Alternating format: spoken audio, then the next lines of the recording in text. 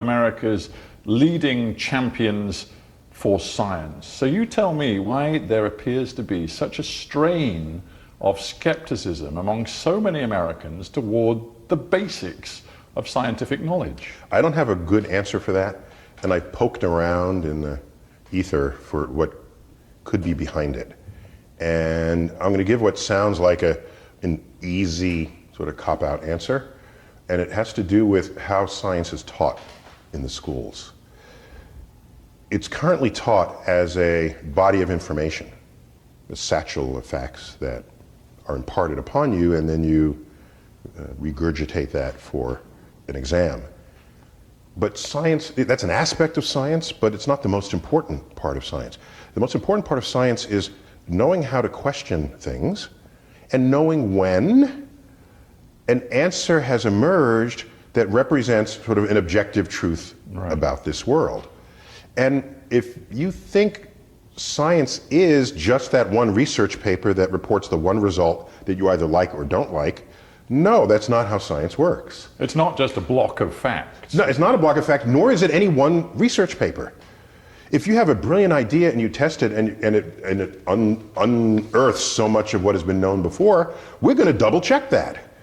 The rest of us would say, well, did he cross his T's and dot his I's? Did he, let me check the power that's driving his experiment, you know, the wall current. Let me check how that was conceived and done. And if no one can duplicate your results, it's not a result. But at the time you came up with your result, the press came up to you and said, this is amazing. Let's make a headline. This undoes the cherished beliefs of generations of scientists. And so it leaves people thinking that science doesn't really ever settle on what is true or what is not, that it's just the whims of whatever experiment gives you. And I think it frees people up for thinking that they can establish their own truths. Science then requires open minds and it requires curiosity. And I just wonder whether you feel in your country today there is an absence of open minds. The people have lost track of what open mind means. When I say Earth is round, you're not being open-minded by saying, you know, I wonder if it could also be flat. You have to know at what point the evidence is sufficient to have established an objectively true understanding of the natural world. And then you move on. And if people don't have those tools to make that judgment, they will think that they are being bravely skeptical and bravely open-minded by standing in denial of what entire bodies of scientific evidence produce. And that's a problem. And I will trace that back to how science is taught.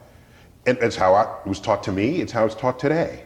So that's an aspect of it. Not only that, we live in a world where, because the internet connects us all, and social media makes us all friends, you can type in any crazy idea you have, and it will find every other person in this world who shares that crazy idea. You'll even find the website that extols that crazy idea, and you will believe that you're onto something, simply because other people have affirmed what you think is true.